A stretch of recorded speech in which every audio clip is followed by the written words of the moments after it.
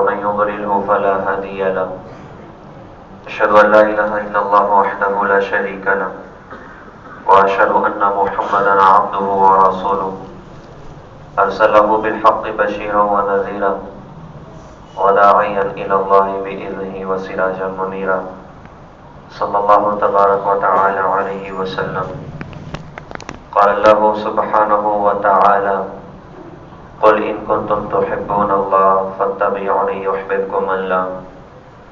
وقال النبي صلى الله عليه وسلم لا تدخلون الجنة حتى تؤمنوا ولا تؤمنوا حتى تحابوا أولا أدلكم على شيء إذا فعلتموه تحاببتم افشوا السلام بینکم او کما قال رسول اللہ صلی اللہ علیہ وسلم.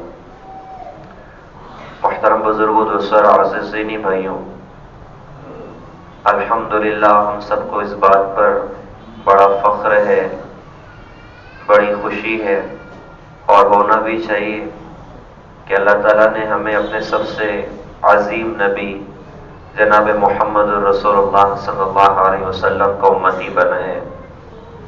حضرت محمد صلی اللہ علیہ وسلم کی ذات اقدس اس پوری کائنات میں ساری مخلوقات میں سب سے زیادہ عظمت والے ہیں، سب سے عظیم مقام والے ہیں. اللہ تعالیٰ نے اس پوری کائنات میں اپنا حبیب ہونے کے لیے جس شخصیت کا انتخاب فرمایا وہ شخصیت میرے آپ کے آقا جناب محمد رسول اللہ صلی اللہ علیہ وسلم.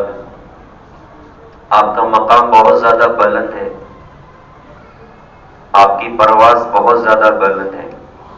اللہ تعالیٰ نے کسی کو اپنے عرش پر نہیں بلایا، میرے آپ کے آقا حضرت محمد صلی اللہ علیہ وسلم کو اللہ تعالیٰ نے اپنے عرش پر بلایا. موسیٰ علیہ السلام نے ایک مرتبہ اللہ سے کہا کہ اللہ تعالیٰ آپ مجھے دکھائیں کہ آپ کیسے ہیں. تو اللہ تعالیٰ نے ارشاد فرمایا تھا کہ لن ترانی، تم تو ہرگز نہیں دیکھ سکتے. تو موسیٰ علیہ السلام وہ لاڈلے نبی تھے اور جس سے لاڈ ہوتا ہے تو آدمی تھوڑا ضد بھی کر جاتا ہے. تو موسیٰ علیہ السلام بعض باتوں میں نہ وہ کہتے تھے اللہ نہیں بس دکھائیے. تو اس موقع پر بھی کہا کہ اللہ مجھے دکھائیے آپ کیسا ہیں. تو اللہ پاک نے فرمایا کہ موسیٰ لن ترانی، تم ہرگز نہیں دیکھ سکتے. خیر پھر یہ ہوا کہ اللہ تعالیٰ نے ایک تجلی ڈالی عرش سے فرش پر. تو جو سامنے پہاڑ تھا اس پر اللہ پاک کی تجلی پڑی، وہ پہاڑ تو سرما بن گیا اور موسیٰ علیہ السلام اللہ کی تجلیات سے بے ہوش ہو گئے. اور دوسری طرف جناب محمد رسول اللہ صلی اللہ علیہ وسلم کا مقام و مرتبہ دیکھیں. دیکھیے ہم انبیاء علیہ السلام کی نبوت میں کوئی فرق نہیں کرتے. انبیاء علیہ السلام اور رسولوں کی ہم رسالت میں اور نبوت میں ہم کوئی فرق نہیں کرتے، کیونکہ اللہ تعالیٰ نے خود اس بات کا اعلان فرمایا کہ تلک الرسل فضلنا بعضهم علی بعض، ہم نے بعض کو بعض پر فوقیت عطا فرمائی ہے. تو ہم وہی فوقیت کا ذکر کرتے ہیں کہ اللہ تعالیٰ نے جناب محمد رسول اللہ صلی اللہ علیہ وسلم کو اور انبیاء علیہ السلام کے مقابلے میں بھی اللہ پاک نے بڑے اونچے مقام عطا فرمائے، بڑی رفعتیں اللہ تعالیٰ نے عطا فرمائی. تو موسیٰ کلیم نے کہا کہ اللہ تعالیٰ آپ مجھے دکھائیں آپ کیسے ہیں. اللہ نے فرمایا کہ آپ تو ہرگز نہیں دیکھ سکتے. اور دوسری طرف جناب محمد رسول اللہ صلی اللہ علیہ وسلم کو دیکھیں کہ اللہ تعالیٰ نے فرش پہ آپ کو اپنا دیدار نہیں بلکہ فرش سے اٹھا کے عرش پر پہنچایا اور 70,000 کے پردوں کو چاک کروایا اور اپنا آپ اللہ تعالیٰ نے جناب محمد رسول اللہ صلی اللہ علیہ وسلم کو دکھایا. اور السلام علیکہ ایھا النبی کا خطاب اللہ تعالیٰ نے حضرت محمد صلی اللہ علیہ وسلم کو عطا فرمایا. تو کیسا عالی مقام میرے آپ کے آقا حضرت محمد صلی اللہ علیہ وسلم کا. اچھا اور ایک شان سنیں. موسیٰ علیہ السلام سے یہ معاملہ طے ہوا کہ 70 قوم کے 70 لوگوں کو آپ لے کر آ جائیں. ایک معاملہ ہے کہ بھائی 70 لوگوں کو لے کر آ جائیں. اللہ تعالیٰ کلام فرمائیں گے. اب موسیٰ علیہ السلام ان کو لے کر چلے، لیکن اللہ تعالیٰ کی عشق و محبت میں وہ کیفیت بنی کہ موسیٰ علیہ السلام بڑی تیزی سے آگے بڑھے اور قوم پیچھے رہ گئی. تو اللہ تعالیٰ نے موسیٰ علیہ السلام سے سوال فرمایا کہ ما اعجلک عن قومک یا موسیٰ، موسیٰ تم یہ دوڑ کے کیوں آگے، قوم پیچھے رہ گئی ہے. تو موسیٰ علیہ السلام نے اللہ پاک کی اس ارشاد کے جواب میں عرض کیا کہ عجلت الیک ربی لترضی، میرے رب میں اس لیے دوڑ کے آیا کہ آپ راضی ہو جائیں، آپ خوش ہو جائیں. آقا بلائے اور غلام دوڑ کر جائے تو ظاہر سی بات آپ کیا خوش ہوتے ہیں. اللہ تعالیٰ بلائے اور میں دوڑ کر آؤں تو آپ خوش ہو جائیں، اس لیے دوڑ کے آ گیا. دوسری طرف حضرت محمد صلی اللہ علیہ وسلم کا مقام عالی دیکھیں، ان کا مقام اپنی جگہ بہت بلند ہے موسیٰ علیہ السلام کا، لیکن حضرت محمد صلی اللہ علیہ وسلم کو اللہ نے کیا پرواز عطا فرمائی اور کیا مقام بلند عطا فرمایا کہ ایک مرتبہ مکے میں کچھ ایسا وقت گزرا کہ آسمانی دنیا سے وحی کا سلسلہ رک گیا، کئی دن تک حضرت جبرائیل نہ آئے۔ اب مکہ کے مشرکین تو وہ تو بہتان کستے میں ایک نمبر قوم تھی، حضرت محمد صلی اللہ علیہ وسلم کو بدنام کرنے میں اور اس کی کوششیں کرنے میں ایک نمبر کی قوم تھی۔ بڑی عجیب عجیب باتیں حضرت کے بارے میں کہا کرتے، کیا عجیب دور دیکھا اس مکے کی وادی نے کہ اللہ کے سب سے سچے پیغمبر کے بارے میں کہا جاتا تھا نعوذ باللہ یہ جھوٹے آدمی ہیں، نعوذ باللہ یہ شاعر ہیں، نعوذ باللہ یہ مجنوں ہے، نعوذ باللہ یہ دیوانے ہو چکے ہیں۔ میرے آپ کے آقا حضرت محمد صلی اللہ علیہ وسلم کے بارے میں یہ الفاظ کہے جاتے ہیں۔ اور یہ بھی ایک عجیب شان کی بات ہے کہ جب بھی کوئی بہتان ہمارے آقا پر کسا گیا تو اللہ تعالیٰ نے ہمارے نبی کو بولنے کا موقع نہیں دیا، بلکہ خود اللہ تعالیٰ نے جناب محمد رسول اللہ صلی اللہ علیہ وسلم کی صفائی بیان فرما دی۔ آسمانی دنیا سے قرآن اللہ پاک نے اپنی دھرتی پر اتار دیے۔ مشرکین مکہ نے کہا یار یہ رسول نہیں ہے، یہ بس اپنی طرف سے جھوٹ باتیں ہمیں کرتے ہیں۔ اللہ پاک نے قرآن میں ارشاد فرمایا کہ یاسین والقرآن الحکیم انک لمن المرسلین، میں گواہی دیتا ہوں کہ آپ بے شک میرے رسولوں میں سے۔ مشرکین مکہ نے کہا یار یہ آدمی نعوذ باللہ جھوٹ بولتے ہیں، ان پر کوئی قرآن نہیں اترتا۔ اللہ نے قرآن میں ارشاد فرمایا وما ينطق عن الهوى ان هو الا وحی یوحى، ہمارے نبی اپنی طرف سے کچھ نہیں کہتے، یہ وہ کہتے ہیں جو ہم ان پر اترتے ہیں۔ مشرکین مکہ نے کہا یار نعوذ باللہ یہ تو دیوانے ہو چکے ہیں، یہ بہکی بہکی باتیں کرتے ہیں۔ اللہ نے قرآن میں ارشاد فرمایا کہ نون والقلم وما یسطرون ما انت بنعمت ربک بمجنون، نبی جی اپنے رب کے فضل سے آپ مجنون نہیں ہیں۔ مشرکین مکہ نے کہا ان پر کوئی قرآن نہیں اترتا، یہ تو اوروں کے اشعار سن سن کر اس کو یاد کر کے ہم کو سناتے ہیں اور یہ کہتے ہیں کہ مجھ پر تو قرآن اترتا ہے۔ اللہ نے خود اپنے نبی کی صفائی قرآن میں بیان فرمائی فلا اقسم بما تبصرون وما لا تبصرون انه لقول رسول کریم وما هو بقول شاعر قلیلا ما تؤمنون، فرمایا کہ مجھے قسم دے کے اندیکھے یعنی کل کائنات کی یہ میرا رسول شاعر نہیں ہے، تم کم ہی ایمان لاتے ہو۔ بعض کہتے ہیں یار یہ ان پر نا یہ ان کو جنون ہو چکا ہے، یہ مجنون اور دیوانے ہو چکے ہیں اور یہ نعوذ باللہ کہین آدمی ہے، یہ تو شیطانوں کی خبریں سن سن کے ہم کو سناتے ہیں اور نعوذ باللہ ہم سے کہتے ہیں کہ مجھ پر قرآن اترتا ہے۔ اللہ نے قرآن میں فرمایا کہ ولا بقول کاہن قلیلا ما تذکرون، ارے کاہن بھی نہیں ہے تم کم ہی نصیحت قبول کرتے ہو۔ تمہارے نبی پہ بہتان کسے جاتے تھے۔ اب ہوا ہے کہ مکہ میں قرآن کچھ دن کے لیے اترنا بند ہوا تو مشرکین مکہ کو تو ایک موقع مل گیا کہنے کا، کہا کہ نعوذ باللہ اس کے اللہ نے اس کو چھوڑ دیا ہے اور اس کا رب اس پر ناراض ہو گیا ہے۔ اب یہ باتیں ہمارے نبی کے کان تک پہنچتی تھی، آپ کو بڑا درد ہوتا تھا۔ ایک دن ہوا ہے کہ 15 دن قریب گزر گئے تھے، آپ کی بیوی حضرت خدیجہ رضی اللہ عنہا اپنا سب کچھ نچھاور کرنے والی خاتون تھی۔ اسلام کا سب سے پہلا کلمہ پڑھنے والی اگر کوئی ہے تو حضرت خدیجہ رضی اللہ تعالیٰ عنہا ہے، اور ان کو بڑے مقام اللہ پاک نے عطا فرمایا اور بڑی سعادت ہے اسلام میں، عورتوں کو حصے میں آئی ہے کہ سب سے پہلے نبی کو پہچاننے والی اگر کوئی ہوئی تو وہ خاتون ہی حضرت خدیجہ، سب سے پہلے نبی کا کلمہ پڑھنے والی حضرت خدیجہ، نبی پر اپنا سب کچھ مال نچھاور کرنے والی حضرت خدیجہ، اور سب سے پہلے جن کو اللہ پاک کی طرف سے سلام آیا وہ حضرت خدیجہ رضی اللہ تعالی عنہا۔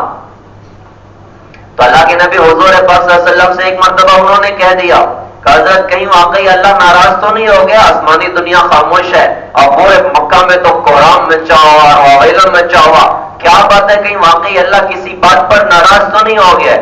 اب حضرت خدیجہ کی زبان سے جملے نکلے، ایک دم ہمارے نبی کے دل کی کیفیت بدلی اور ایک درد محسوس ہوا کہ میری بیوی خدیجہ بھی آج یہ کہہ رہی، اس درد کا احساس آسمانی دنیا پر تھا۔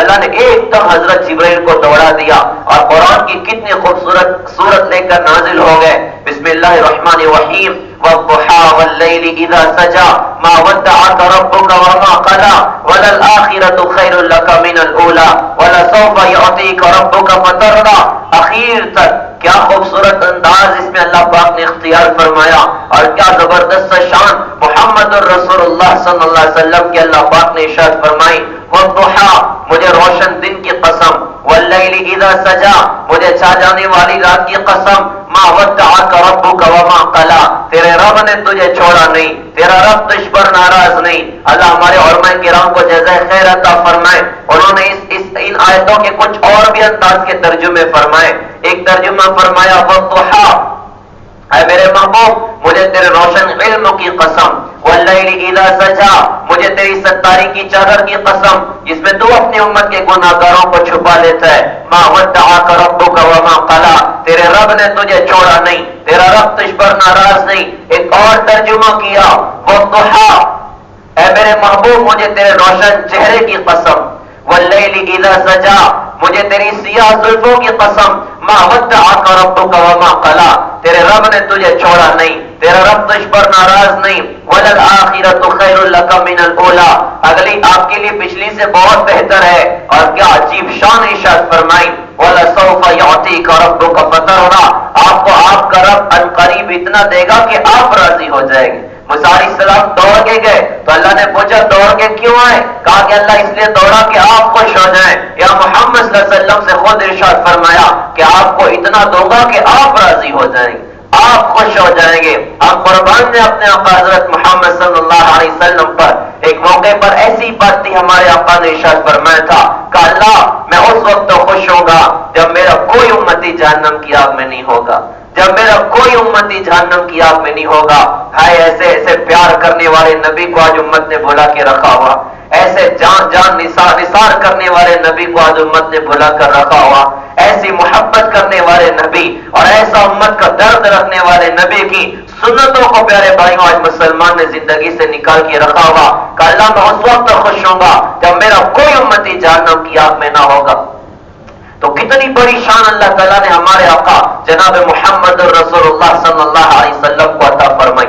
اچھا، آپ کو جہاں بڑی شان اللہ نے دی، آپ کو جہاں بڑے مقام اللہ نے دیے اور جہاں آپ کو اللہ پاک نے بڑی رفعتیں عطا فرمائی، دوسری طرف ایک بڑی عجیب بات نظر آتی کہ سب سے زیادہ دکھ کی گھاٹیوں سے اگر دنیا میں کوئی گزرا تو میرے آپ کے آقا جناب محمد رسول اللہ صلی اللہ علیہ وسلم گزرے۔ کیسے دکھ کی گھاٹیوں سے گزرے، کیسے درد کی گھاٹیوں سے گزرے۔ ایک خوبصورت پیغام قیامت تک آنے والے امت کے دکھی لوگوں کے لیے ہے کہ دنیا کا کوئی انسان یہ نہیں کہہ سکتا کہ اللہ نے میرے ساتھ کیوں ایسا کر دیا۔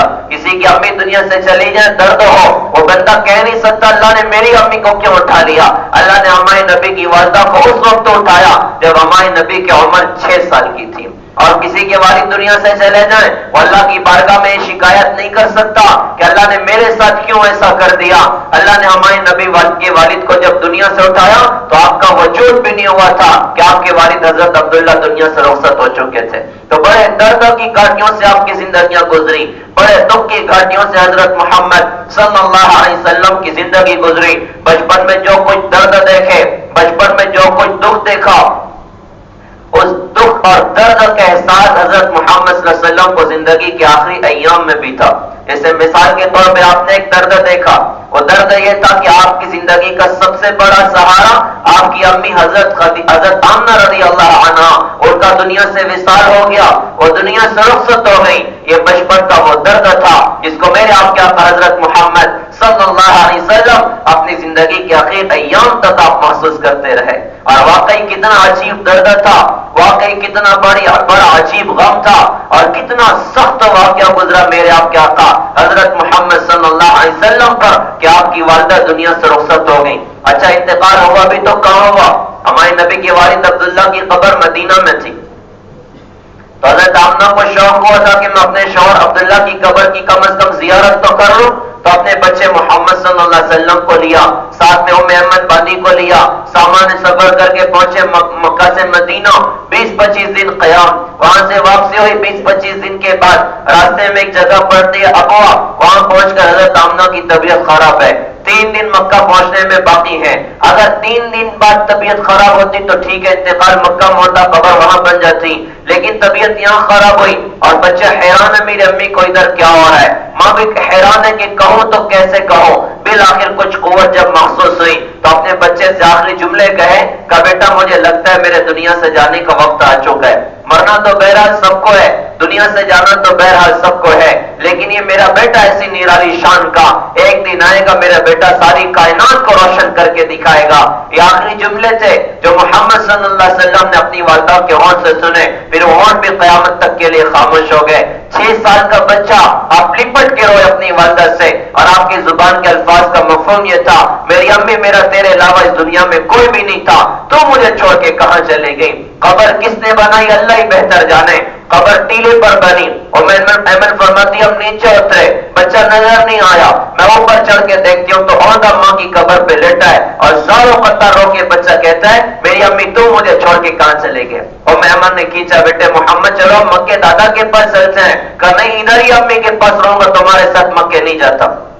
کیسے کھینچا ہوگا، کیسے اٹھنی پر بٹھایا ہوگا، اور جب اٹھنی نے چلنا شروع کیا ہوگا تو اس بچے کے دل کی کیا کیفیت بنی ہوگی؟ شاید خیالات کی دنیا میں بات آئی ہوگی کہ آج اس وادی میں میں نے اپنی ماں کے سہارے کو بھی گم کر کے رکھ دیا۔ کیسے بے قراری کے ساتھ 3 دن کا سفر کیا۔ اچھا جب آپ آج ماں کے بغیر مکے میں داخل ہوئے، ماں کے بغیر آج گھر میں داخل ہوئے، تو آج اس بچے کی دل کی کیا کیفیت بنی ہوگی؟ ہمیں کتنے لوگ ایسے جن کی امی دنیا سے جا چکے ہوں گے، آج بھی آپ گھر میں جاتے ہیں تو ماں کی کمی کا احساس ہوتا ہے کہ ہائے میری امی نہیں ہے۔ آج 6 سال کے بچے محمد صلی اللہ علیہ وسلم اپنی امی کے بغیر گھر میں داخل ہو رہے ہیں، اس بچے کی کیا کیفیت بنی ہوگی؟ اچھا یہی جب سونے کے لیے بستر پر آتے ہوں گے تو کیسے گرم گرم مسجد تکیے پر گرتے ہوں گے، کاش میری امی ہوتی تو باہوں سے لپٹ کے سو جاتا اور لوریاں گا کے مجھے سلاتی۔ جب آپ کھانے بیٹھتے ہوں گے تو کیسے آنکھ سے آنسو گرتے ہوں گے، کاش میری امی ہوتی، لقمے بنا بنا کے مجھے کھلاتی۔ کبھی تو آپ نے مکے کی وادی میں دیکھا ہوگا کوئی ماں بڑے پیار سے اپنے بچے کو گلے لگا رہی، کیا اس 6 سال کے بچے کو اپنی ماں کی یاد نے بے قرار نہ کیا ہوگا؟ کاش میری امی ہوتی تو مجھے بھی ایسا پیار ملتا، مجھے بھی ایسی محبت ملتی۔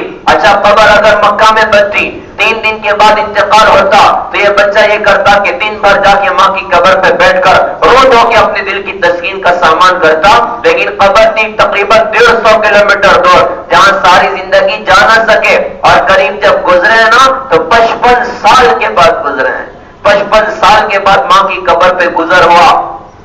حج کا موقع تھا اور سفر اللہ کے رسول کا شروع ہوا، صحابہ پیچھے سے آ کے اللہ کے نبی کے قافلے میں شامل ہوتے جاتے تھے۔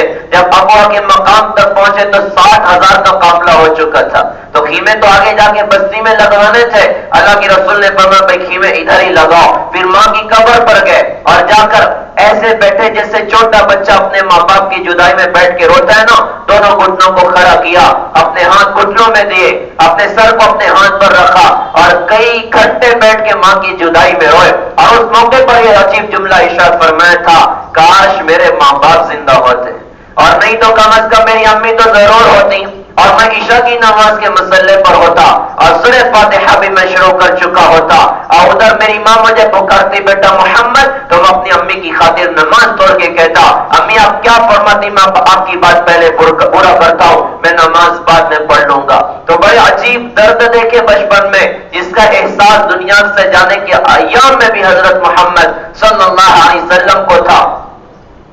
تو زندگی میں بڑے دکھ گزرے، ہوتے ہوتے پھر جب 40 سال کی عمر ہوئی اور نبوت کا ظہور ہوا، ایک دم مصیبتوں کا پہاڑ میرے آپ کے آقا جناب محمد رسول اللہ صلی اللہ علیہ وسلم پر ٹوٹ پڑا۔ پیارے بھائیوں پڑھے تو صحیح سیرت میں کہ آقا نے کیسے درد دیکھے اپنی زندگی میں، آقا نے کیسے دکھ دیکھے اپنی زندگی میں۔ آج دین کی ہمارے نزدیک کیا قیمت ہے، آج اللہ کی رسول کی سنتوں کی ہمارے نزدیک کیا قیمت ہے۔ یہ دین ایسے ہی ہمارے پاس نہیں آ گیا، پتہ نہیں کتنی قربانیاں دی گئی، نہ جانے کتنی بیویاں بیوہ ہوئیں، نہ جانے کتنے بچے یتیم ہوئے، نہ جانے کتنے سہاگ اجڑے، نہ جانے کتنے گھروں کے چولہے بجھے، تب جا کے اللہ کا دین ہمارے پاس پہنچا، اور سب سے پہلے کسی کے گھر کا چولہا بجھا اللہ کے دین کی خاطر میرے آپ کے آقا حضرت محمد صلی اللہ علیہ وسلم کے گھر کا چولہا بجھا۔ امی جان عائشہ فرماتی ہیں اللہ کی قسم 1 چاند 2 چاند 3 چاند گزر جاتا تھا، ہمارے گھر میں کھانا پکانے کے لیے چولہا نہیں جلتا تھا، چولہا نہیں جلتا تھا، کھجور کھا کے وقت تو گزر جا رہا ہے، پانی پی کے وقت تو گزر جا رہا ہے، فاقو کر کے وقت تو گزر جا رہا ہے۔ ایک دن اللہ کے رسول مدینہ کے باہر نکلے تو باہر کھجوروں کے باغات تھے، اور کھجور کے درخت سے جو کھجور زمین پر گرتے اس کو رتی کھجور کہتے ہیں، جس کو غلام بھی کھانا پسند نہیں کرتے تھے۔ تو جہان کے سردار کے ساتھ حضرت عبداللہ ابن عمر رضی اللہ عنہ بھی ساتھ ہیں۔ اللہ کے رسول ادھر گئے، اچھا مالکوں کی طرف سے اس بات کی اجازت ہوتی تھی، جو ان کھجوروں کو کھانا چاہے کھا سکتا ہے، جو لے کر جانا چاہے لے کر جا سکتا ہے، کیونکہ ان کی قیمت ہی کوئی نہ ہوتی تھی۔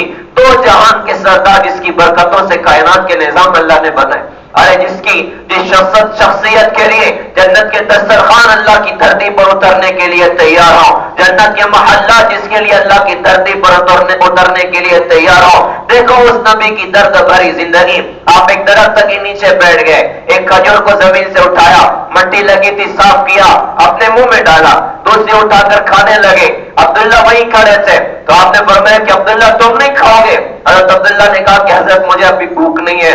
اللہ کے رسول نے فرمایا کہ عبداللہ تیرے نبی کو تو حاجت ہے، آج 14 دن ہے تیرے نبی نے کچھ بھی نہیں کھایا، آج 14 دن ہے تیرے نبی نے کچھ بھی نہیں کھایا۔ کیسے درد آئے آپ کی زندگی میں، کیسے دکھ آئے آپ کی زندگی میں، ایک دم جو ہی نبوت کا اعلان فرمایا، جو ہی اللہ کی طرف دعوت دی، مصیبت کا پہاڑ ٹوٹ پڑا، پتھر مارنے والا حضرت ابو لہب سب سے پہلے اس نے بدبخت نے پتھر مارا اور مصیبت کا پہاڑ ٹوٹا۔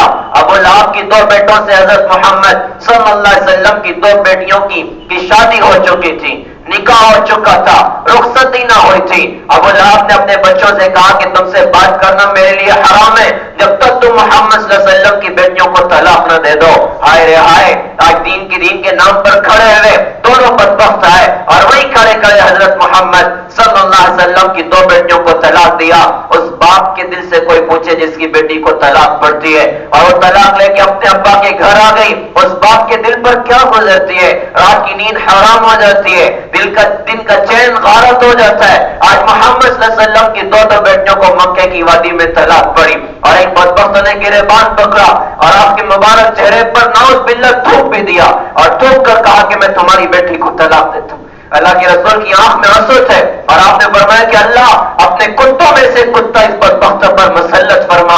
اور روایتوں میں آتا ہے کہ ایک سفر میں وہ بدبخت نکلا، ابو لہب نے اپنے بیٹے سے کہا اور قافلے والوں سے کہا کہ دیکھو محمد صلی اللہ علیہ وسلم نے میرے بیٹے کے لیے بددعا کی ہے اور مجھے بڑا ڈر ہے کہ یہ بددعا اس کو ضرور پہنچے گی، لہذا تم میرے بیٹے کا خیال رکھنا۔ وہ سارے سفر میں اپنا سامان ایک جگہ اکٹھا کر کے ٹیلا بنایا، اس پر اس کے بیٹے کو سلایا اور سارے قافلے کے لوگ نیچے سو گئے۔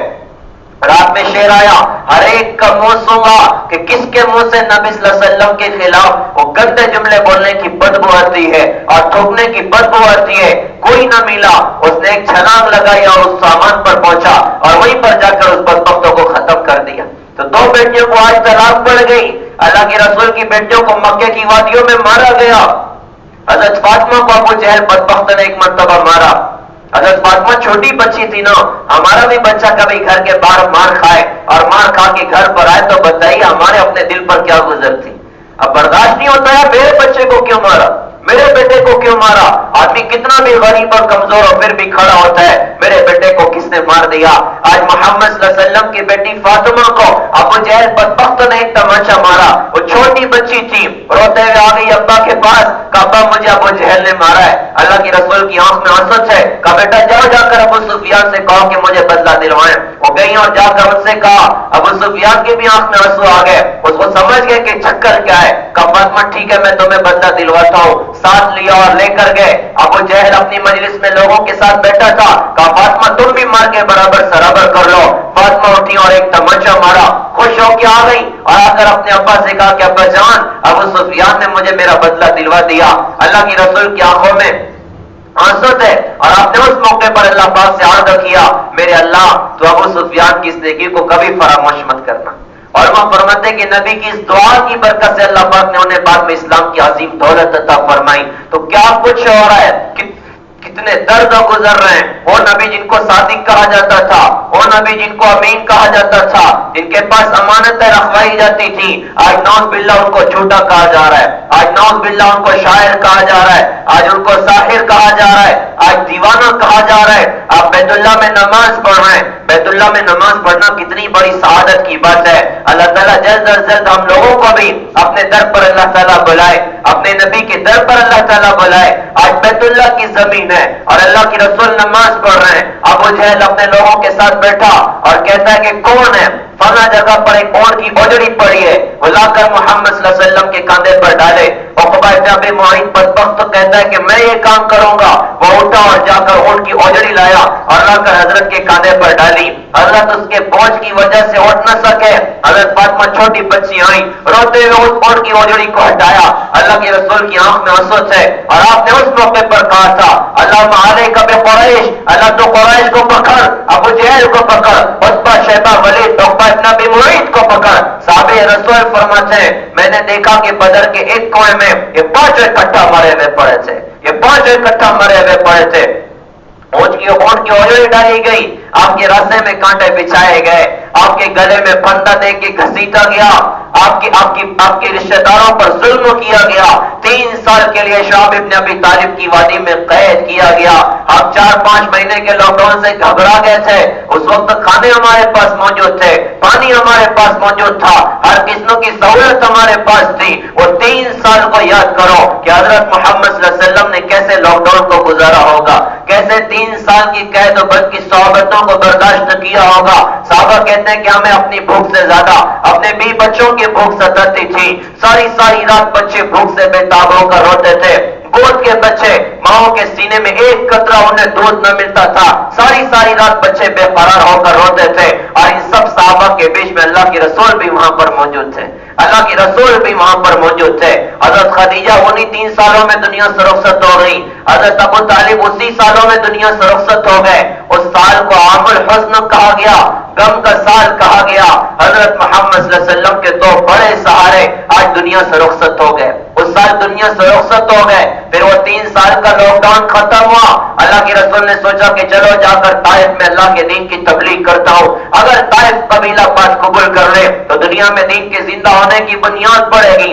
آپ نے سامان سفر کیا اور مکے سے تقریباً کچھ 80-90 کلومیٹر دور طائف کی بستی, آپ نے پیدل سفر کیا. طائف گئے, جا کر طائف کے سرداروں سے ملاقات کی, ان سے بات چیت کی. کوئی ایک بھی قبول کرنے کو تیار نہیں تھا. پھر ہوا یہ کہ شہر کے بدماش لڑکوں کو پیچھے لگایا, کئی کو پتھر مارو. ویسے پتھر پڑے جناب محمد رسول اللہ صلی اللہ علیہ وسلم پر کہ آپ کی جوتیاں بھی خون کے جاری ہونے سے رنگین ہو گئی. روایتوں میں آتا ہے کہ آسمان کے فرشتے 2 موقع پر رہے. ایک جب ابراہیم علیہ السلام نے بیٹے کی گردن پہ چھری چلائی, آسمان کے فرشتے روئے کہ اللہ تیری دھرتی پر کیا ہو رہا ہے. اور دوسرا جب میرے آپ کے آقا حضرت محمد صلی اللہ علیہ وسلم کو طائف کی وادیوں میں پتھر پڑے, حضرت محمد صلی اللہ علیہ وسلم کی اس قربانی پر آسمان کے فرشتے روئے کہ اللہ تیرے حبیب کے ساتھ آج طائف کی وادیوں میں کیا ہو رہا ہے. 3 میل پتھروں سے مارا گیا, آپ بے ہوش ہو کر گر گئے. زید بن حارثہ غلام ساتھ تھے, کاندھے پہ اٹھایا, دوڑ لگائی اور ایک باغ نظر آیا انگوروں کا, اس باغ میں داخل ہو گئے. وہ باغ اللہ کے رسول کے دشمن مکے کا سردار عتبہ کا باغ تھا. عتبہ کی چاہت تھی کسی طرح میں محمد صلی اللہ علیہ وسلم کو نعوذ باللہ ختم کر دوں. عتبہ باغ میں موجود ہے, ہمارے نبی زخمی ہیں, ساتھ میں حفاظت کرنے والے بس ایک صحابی ہیں. آج عتبہ اپنی چاہت پوری کر سکتا ہے, لیکن ہمارے نبی کا حال وہ حال تھا کہ آپ کا حال دیکھ کر عتبہ کی بھی آنکھ میں آنسو آ گئے اور اس نے بھی رو کر کہا ہائے محمد ابن عبداللہ کے ساتھ آج طائف کے لوگوں نے کیا حال کر کے رکھ دیا. پیارے بھائیوں, جس کا حال دیکھ کر دشمن کی بھی آنکھ میں آنسو آئے تھے, آج ان کا دین مٹا دیکھ کے مسلمان کی آنکھ میں آنسو نہیں آتے. آج ان کی سنتوں کو ذبح کر کے مسلمان کی آنکھ میں آنسو نہیں آتے. آج ان کی امت کی بیٹیوں کو بے پردہ ہوتا دیکھ کر آج مسلمان کی آنکھ میں آنسو نہیں آتے. نوجوانوں کو غلط راہوں پر جاتا دیکھ کر آج مسلمان کی آنکھ میں آنسو نہیں آتے. آپ کا حال وہ حال تھا کہ آپ کا حال دیکھ کر عتبہ بھی رویا کہ ان کے ساتھ آج ان لوگوں نے کیا حال کر کے رکھ دیا. انگوروں کا باغ اس کا تھا, ایک انگور کا خوشہ توڑا, ایک پلیٹ میں رکھا, لے کر قریب جانے لگا, شرم سی آ گئی تو اپنے غلام عداس کو بلا کر کہا کہ عداس ایک کام کرو, یہ انگور اس بندے کے پاس لے کر جاؤ اور جا کر کہنا کہ بھائی تمہیں اللہ رشتہ داری کا واسطہ دیتا ہوں, یہ میرے انگور کھا لے, اس کو واپس نہ کر. تو وہ انگور لے کر گئے, جا کر ان کو انگور پیش کیا اور کہا جی وہ عتبہ کہتا ہے کہ آپ کو رشتہ داری کا واسطہ کہ آپ اس کے انگور کھا لیں, واپس نہ کریں.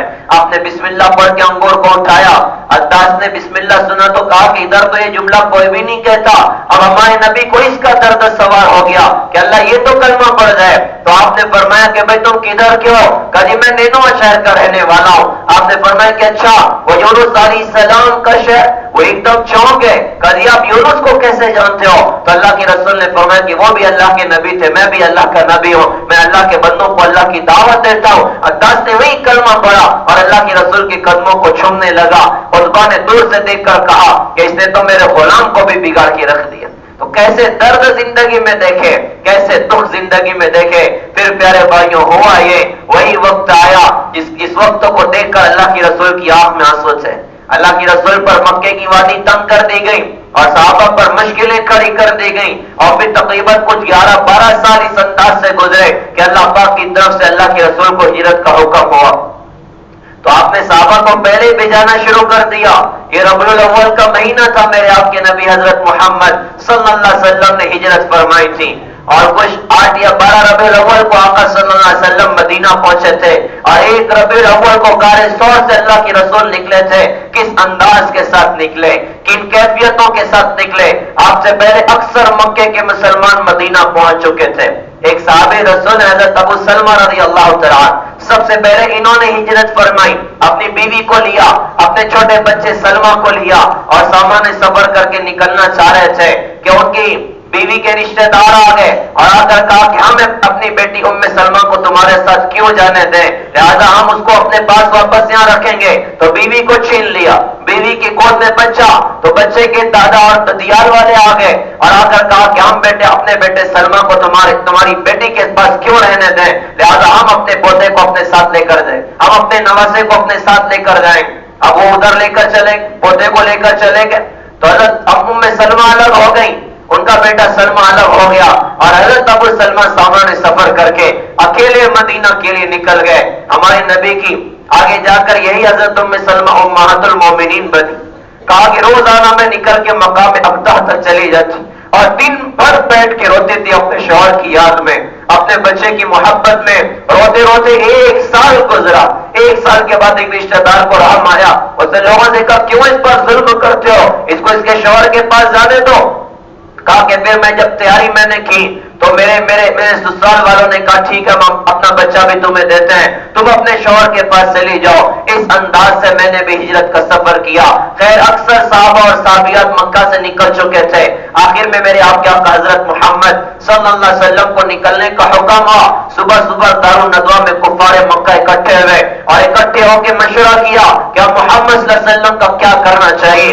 الگ الگ رائے آئی، شیطان بھی ایک انسان کی شکل میں آیا ہوا تھا، اس نے اس بات پر اتفاق ظاہر کیا کہ سارے قبیلے کے ایک ایک آدمی اکٹھے ہوں اور رات میں نعوذ باللہ محمد صلی اللہ علیہ وسلم کو قتل کر دیا جائے۔ تو سب نے اس رائے پر اتفاق کیا، تو سب ایک ایک قبیلے کے لوگ رات میں اللہ کے رسول کے در کا انہوں نے گھیراؤ کر لیا۔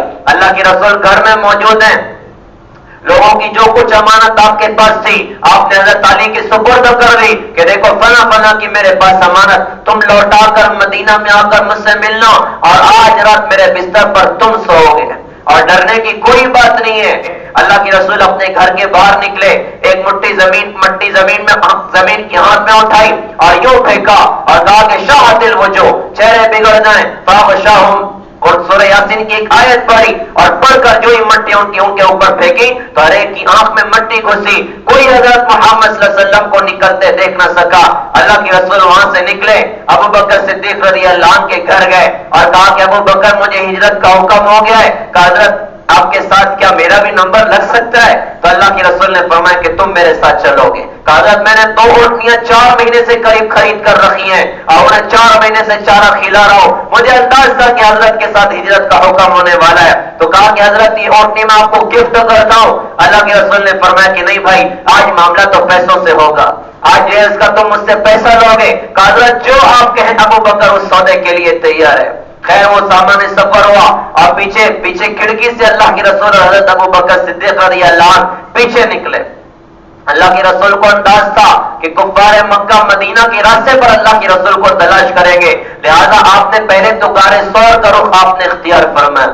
غار ثور پہنچ گئے، اور وہاں پر جب پہنچے آپ قربان جائیں ابو بکر صدیق رضی اللہ عنہ کی شان عشق پر ایسا عاشق یہ بوڑھا آسمان کبھی نہیں دیکھ سکتا جس کی ہر ادا سے عشق رسول جھلکتا تھا۔ ہجرت کے اس موقع پر غار میں داخل ہونا تھا، ابو بکر صدیق رضی اللہ عنہ نے کہا کہ اللہ کے رسول آپ تھوڑا سا رک جائیں، پہلے میں اندر جا کر دیکھ کر آتا ہوں۔ کیا مطلب تھا؟ کوئی سانپ ہو تو پہلے ابو بکر کا سامنا ہوگا، کوئی بچھو ہو تو پہلے ابو بکر کا سامنا ہوگا۔ اور پہلے اندر داخل ہوئے، اس کو جھاڑا اور صاف صوف کیا اور جتنے سوراخ تھے اپنے کپڑے پھاڑ پھاڑ کر ان سوراخوں میں بھرتے رہے۔ 2 سوراخ کے بھرنے کے لیے کپڑے ختم ہو چکے تھے۔ اللہ کے رسول کو کہا حضرت اب آپ اندر آ جائیں۔ اللہ کے رسول بھی کافی تھک چکے تھے، اللہ کے رسول کافی تھک چکے تھے۔ حضرت ابو بکر بیٹھ گئے اور اپنی رانوں پر حضرت محمد صلی اللہ علیہ وسلم کو سلا لیا۔ کیا سعادت اللہ نے اس بندے کو عطا فرمائی، اپنی ران پر سلایا۔ اب ایک سوراخ کھولا ہوا تھا، اس پر اپنے پیر کا انگوٹھا رکھا، مقدر سے اسی سوراخ میں سانپ گھسا ہوا تھا۔ اس نے ان کو ڈسا، ان کو تکلیف ہوئی، لیکن اگر تھوڑا سا بھی ہلے تو اللہ کے رسول کی آنکھ کھل سکتی ہے۔ ایک دم ساکت بیٹھے رہے، لیکن آنکھ کو تو روک نہ سکے، آنکھ کا آنسو نکلا اور چھلک کے حضرت محمد صلی اللہ علیہ وسلم کے چہرے اقدس پر گرا۔ آپ کی آنکھ کھلی، اب پوچھا کیا ہوا؟ کہ اللہ کے رسول یہاں کوئی سانپ ہے جو مجھے ڈس رہا ہے۔ اللہ کے رسول نے لعاب دہن اس پر لگایا، تکلیف جاتی رہی۔ 3 دن 3 رات تک وہاں پر قیام فرمایا۔ حضرت عمر فاروق رضی اللہ تعالیٰ عنہ جب بھی حضرت ابو بکر صدیق رضی اللہ عنہ کا تذکرہ نکلتا تھا بڑی عجیب بات کہتے تھے، کہا کہ ابو بکر صدیق رضی اللہ عنہ 2 موقع کی نیکیاں مجھے دے دیں، میں اپنی پوری زندگی ان کو دینے کے لیے تیار ہوں۔ ایک تو اس رات کی نیکی دے دیں جس رات انہوں نے اللہ کے رسول کو سنبھالا تھا، غار ثور میں اللہ کے رسول کے ساتھ گزاری تھی، اور وہ دن دے دیں جس دن جب اللہ کے رسول دنیا سے گئے تو انہوں نے امت کو سنبھالا تھا۔ میں اپنی اور اپنے پورے خاندان کی نیکیاں ان کو دینے کے لیے تیار ہوں۔ ابو بکر صدیق رضی اللہ عنہ 3 دن 3 رات غار ثور میں اللہ کے رسول کے ساتھ رہے۔ عامر بن فہیرہ وہ بکریوں کو چراتے ہوئے آتے اور رات میں دودھ ان کو دے کر آگے چلے جاتے۔ عبداللہ بن ابو بکر صدیق رضی اللہ عنہ وہ دن بھر مکے میں رہتے اور رات میں چھپ چھپا کر غار ثور پر آ کر ان کی ساری خبریں سناتے، مکے میں کیا کچھ پلاننگ چل رہی۔ اچھا پورا مکہ بے قرار حضرت کو ڈھونڈنے کے لیے ہر جگہ لوگوں کو بھیج دیا کہ جاؤ جا کر تلاش کرو۔ تلاش کرنے والے غار ثور تک آئے اور اتنے قریب آئے کہ ابو بکر صدیق رضی اللہ عنہ اور اللہ کے رسول کی نظر ان پر پڑ رہی۔ حضرت ابو بکر صدیق نے کہا کہ حضرت اگر انہوں نے اپنے پیر کی طرف دیکھ لیا تو ہمیں پا جائیں گے۔ اللہ کے رسول نے فرمایا کہ ابو بکر گھبرانے کی کوئی ضرورت نہیں ہے، اور تمہارا کیا خیال ہے ان 2 کے بارے میں جن کا تیسرا اللہ ہو، جن کا تیسرا اللہ ہو؟ اور کہا کہ لا تحزن ان اللہ معنا، گھبرانے کی کوئی بات نہیں ہے، اللہ ہمارے ساتھ ہے، اللہ ہمارے ساتھ ہے۔ تو اللہ تعالیٰ نے حفاظت فرمائی، کبوتری کے انڈوں سے کام بنا دیا، بکری کے جالوں سے کام بنا دیا، وہ تو لوٹ گئے۔ اور پھر ہجرت کا سفر 3 دن کے بعد شروع ہوا۔ ایک رہبر اللہ کے رسول نے طے کر دیا تھا، ایک گائیڈ اللہ کے رسول نے طے کر دیا تھا جو راستوں کو جانتا تھا، اجرت پر مزدور بنا کے طے کیا تھا۔ وہ اللہ کے رسول کا رہبر نہیں، آپ کو بس راستہ بتانے والا انسان تھا۔ اب وہ ساتھ میں چلے اور سفر شروع ہوا۔ بڑا عجیب وہ سفر تھا۔ ابو بکر صدیق رضی اللہ عنہ کبھی دائیں چلتے، کبھی بائیں چلتے، کبھی آگے ہوتے، کبھی پیچھے ہوتے۔ اللہ کے رسول نے پوچھا کہ ابو بکر یہ کیا چکر ہے، کبھی آگے پیچھے، کبھی دائیں بائیں، کیوں ایسے کرتے ہو؟ تو انہوں نے کہا کہ حضرت کبھی خیال آتا ہے کوئی آگے سے کوئی دشمن تو نہیں آ رہا ہے، میں آگے چلا جاتا ہوں، کبھی خیال آتا ہے کوئی پیچھا تو نہیں کر رہا ہے، میں پیچھے آ جاتا ہوں، کبھی دائیں ہوتا ہوں، کبھی بائیں ہوتا ہوں۔ تو کہا کہ ابو بکر کیا تم یہ سوچتے ہو کہ کوئی بھی آئے تو پہلے ابو بکر پر آئے بعد میں محمد صلی اللہ علیہ وسلم تک پہنچے؟ کہا کہ حضرت بس یہی سوچتا ہوں کہ اگر آنی ہے نمبر تو پہلے ابو بکر پر آئے بعد میں محمد صلی اللہ علیہ وسلم پر کوئی آنچ آئے۔ میں آپ کے مقابلے میں کسی شے کی پرواہ نہیں کرتا۔ کس عجیب انداز سے سفر کیا، اور بڑا عجیب وہ ہجرت کا سفر تھا۔ اور راستے میں پھر وہ واقعہ بھی ہوا کہ ام معبد خزاعیہ کے خیمے سے حضرت کا گزر ہوا۔ بوڑھی خاتون راستے میں بیٹھی لوگوں کو کھلانا پلانا خدمت کرنا۔ آپ کا قافلہ وہاں پہنچا، قافلے کے اکثر لوگ بھوک سے تھے، کھانے کو کئی دن سے کچھ میسر نہ آ رہا تھا۔ تو اس موقع پر اللہ کے رسول نے فرمایا کہ ہمارا کچھ انتظام ہو جائے گا۔ انہوں نے کہا جی کچھ بھی نہیں ہے۔ ایک کمزور بکری کھڑی تھی، حضرت نے کہا اس کا دودھ نکالو، کہا وہ بہت کمزور بیمار مریل بکری ہے، ایک قطرہ دودھ نہیں ہے، اور شوہر بکریوں چرانے کے لیے جنگل میں گئے ہوئے ہیں، یہ کمزور بکری ان کے ساتھ جا نہ سکی، آپ کو اس میں کہاں دودھ ملے گا؟ آپ نے کہا بس تو ہاں کہہ دے میں نکال لیتا ہوں۔ کہا ٹھیک ہے آپ بھی تجربہ کر لیں۔ بڑا کٹورا دیا، آپ نے بسم اللہ پڑھ کے تھن کو ہاتھ لگایا، آپ کے ہاتھ کی برکت دونوں تھن دودھ سے بھر کر لٹک پڑے۔ انہوں نے دعا، پورا کٹورا دودھ سے بھر گیا، عورت کی تو آنکھیں پھٹ گئی ہیں، کیسی برکتوں والے آدمی ہیں۔ خیر وہ لمبا چوڑا واقعہ کہ آپ نے سب سے پہلے ان کو، پھر ساتھیوں کو، آخر میں پیا، دودھ ختم ہوا تو پھر دعا، پورا کٹورا دودھ سے بھرا، اور دودھ کا پیالہ ان کو دیا، اور سفر مدینہ کی طرف شروع ہو گیا۔ کیسی برکتوں والے نبی اللہ نے عطا فرمائے، کیسے زبردست ذات اقدس اللہ پاک نے ہم سب کو عطا فرمائی۔ ام معبد خزاعیہ کے شوہر شام میں گھر آئے، آ کر دیکھا برتن میں دودھ پڑا ہے، تو کہا کہ یہ دودھ کہاں سے آیا؟ تو اس نے کہا یہ جو بکری کھڑی ہے اس میں سے آیا ہے۔ شوہر نے کہا تیرا دماغ تو نہیں خراب ہے؟ اس نے نہ چارہ کھایا نہ کچھ کھایا، اس میں کہاں سے دودھ آئے گا؟ اس نے اس موقع پر ہمارے نبی کا حسن اپنے شوہر کو سنایا تھا، تو جو کہ اسی مہینے کا وہ واقعہ تھا، میں ایک دم مختصر میں سناؤں۔ اس نے اپنے شوہر سے کہا رأیت رجلا، میں نے ایک آدمی دیکھا، ظاہر الوضاء، ان کا رنگ بڑا چمکتا ہوا، ابلج الوجه، ان کا چہرہ بہت تابناک، حسن الخلق، بدن کی بناوٹ نہایت خوبصورت، لم تعب السجلا، نہ تو ان کا پیٹ موٹا، ولم تزر به السعلا، نہ ان کے بالوں میں گنجا پن، وسیم قسیم، اور وسیم بھی تھے وہ قسیم بھی تھے، فی عینی داج، ان کی آنکھیں سرمگی تھی، وفی اشفاہ وطف، ان کی پلکیں لمبی تھی، وفی صوتہ سحل، آواز مضبوط تھی، وفی عنقہ ستا، گردن لمبی تھی، شدید السواد الشعر، بال بالکل کالے تھے،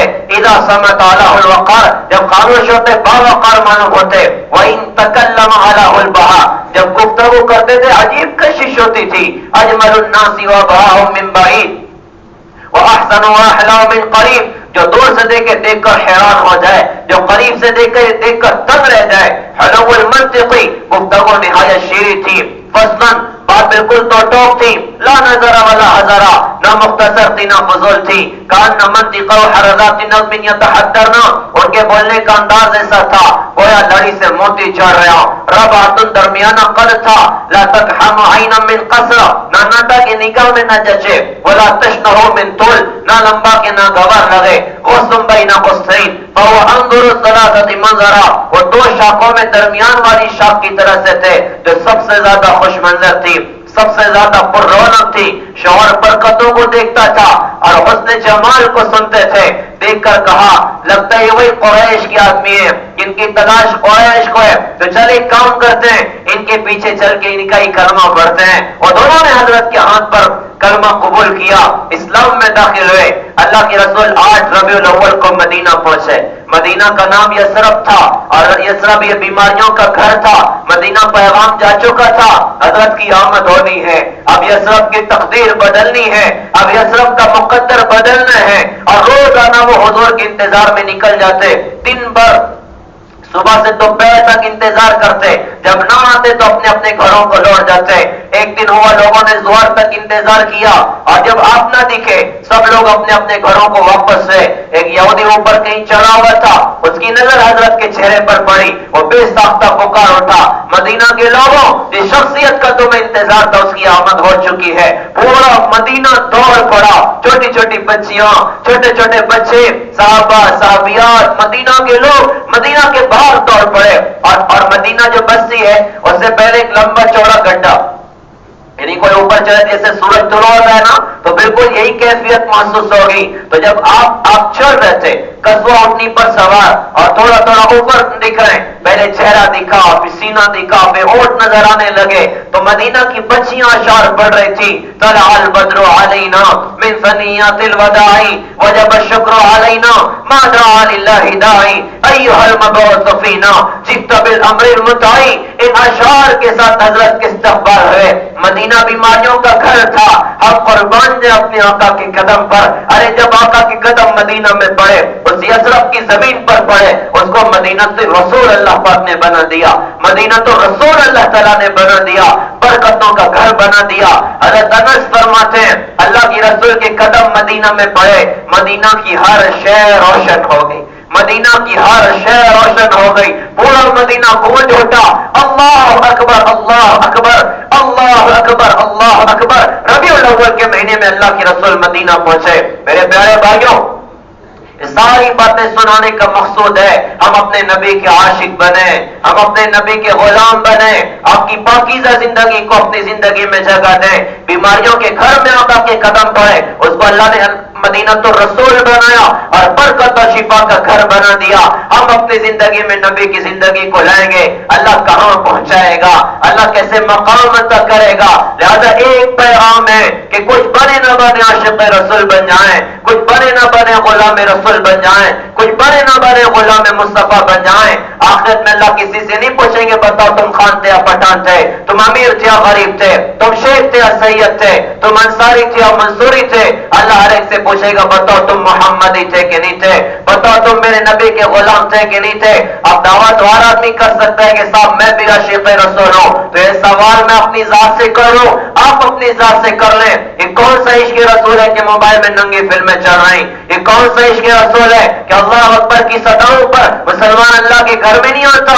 یہ کون سا عشق رسول ہے کہ آنکھیں بے قابو ہو گئی؟ یہ کون سا عشق رسول ہے کہ مسلمان گانا گائے، مسلمان جھوٹ بولے، مسلمان گالی دے؟ یہ کون سا عشق رسول ہے کہ مسلمان گھروں میں ماں باپ کو گالیاں دے؟ یہ کون سا عشق رسول ہے مسلمان اپنی شادیوں میں ڈی جے بجوائے؟ یہ کون سا عشق رسول ہے کہ مسلمان اپنی شادیوں میں ناچ گانے کی محفلیں قائم کروائے؟ یہ کون سا عشق رسول ہے کہ مسلمان کے خون کا پیاسا بن جائے، مسلمان کی جان کا دشمن بن جائے؟ یہ کون سا عشق رسول ہے کہ نبی کا عاشق ہونے کا دعویٰ کرنے والا یا نبی کا امتی وہ شراب کا ڈیلر بن جائے، وہ نشاور گولیوں کا ڈیلر بن جائے، یا شراب کا عادی بن جائے، یا نشاور گولیوں کا عادی بن جائے؟ یہ کون سا عشق رسول ہے کہ شوہر بیوی پر ظالم بن جائے؟ یہ کون سا عشق رسول ہے کہ قوم کے نوجوانوں نے ناچنے والوں کو اپنی زندگی کا ہیرو بنا دیا؟ یہ عشق رسول نہیں ہے، عشق رسول کا دھوکہ ہے۔ نبی کا عاشق اپنی زندگی میں ہر موقع پر نبی کے دین کو جگہ دیتا ہے۔ لہذا پیارے بھائیوں، ربیع الاول کا خوبصورت مہینہ شروع ہے، کوئی مہینہ تو انقلابی بن جائے، کوئی ربیع الاول تو انقلابی بن جائے۔ بڑے زمانے گزر گئے نبی کو بھلا کر، بڑے زمانے گزر گئے نبی کی سنتوں سے بے وفائیاں کر کے۔ آئے پیارے بھائیوں آئے، اب اللہ اس کے رسول سے صلح کر لیں، اب اللہ اس کے رسول کے در سے جڑنے والے بن جائیں، اب نبی کی سنتوں کو زندگی میں جگہ دیں۔ اللہ کی قسم نبی کے عاشق کو اللہ تعالیٰ کبھی ذلیل نہیں ہونے دے گا، دنیا میں بھی عزت دے گا، آخرت میں بھی عزت دے گا۔ ان کی زندگی کو سیکھنا بھی ہے اور سارے عالم میں زندہ کرنا بھی ہے۔ اس کے 3 اہم کام اس وقت ہمیں کرنے ہیں۔ ایک کام ہم سب کے لیے کہ ہم علماء سے جڑ کر زندگی گزاریں، علماء کی رہبری میں زندگی گزاریں۔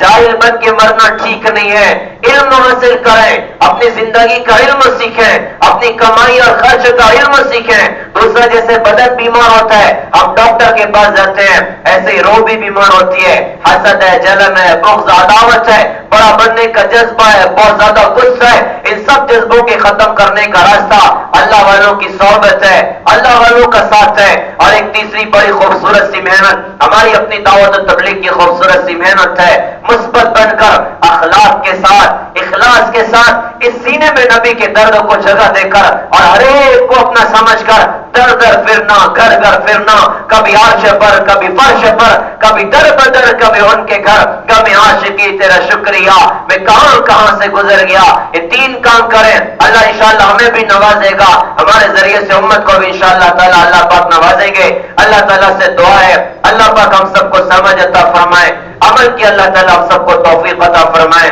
وآخر دعوانا ان الحمد للہ رب العالمین۔